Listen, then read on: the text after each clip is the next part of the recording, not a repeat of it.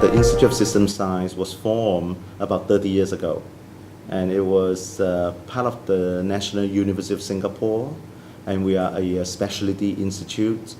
And the objective of the institute was to provide continuing education for IT professionals in Singapore. For the very last 2 years, we started to focus more on IT leadership development, and in particularly, we are hoping that our students, our participants, our professional students coming through the institute would be excited by what they learn, and as a result, they would become a change agent when they get back to the work and started to innovate.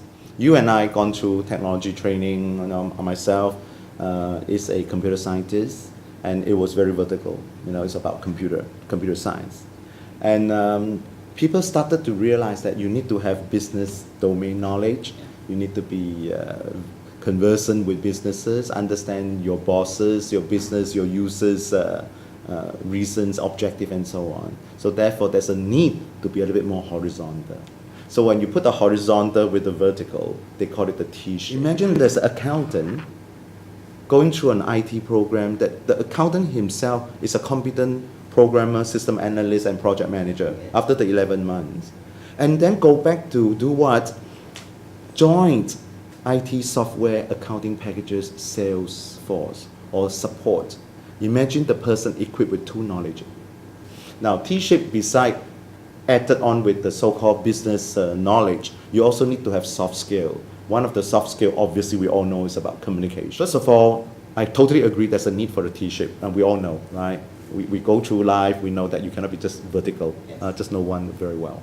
So in order to be T-shaped, but then to actually exercise solving business problem and hoping that all of us are big T, and here comes a T hero that can solve your problem because I'm multidisciplinary and so on, I think this may be a bit too narrow-minded.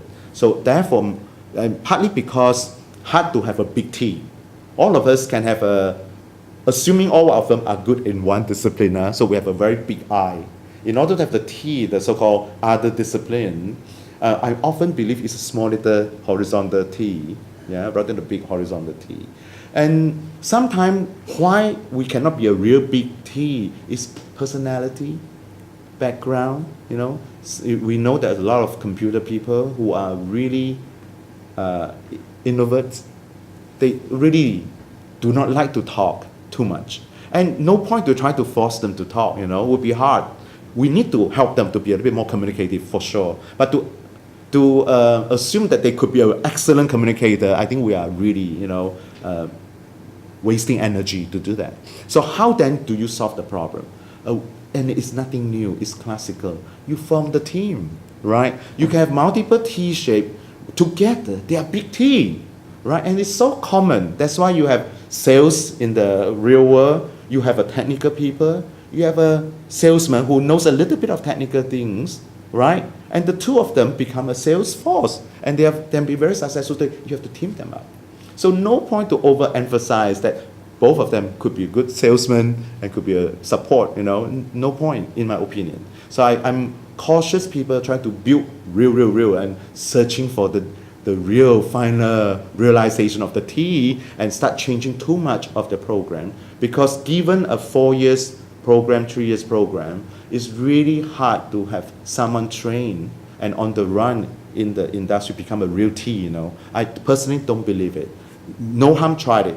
There will be a few percentage of people succeeded to be a T when they come out from the university, but majority will be still an I or a small T, a small head T. And the objective is to teach them how to build the big T through team. Then to me, that is also critical.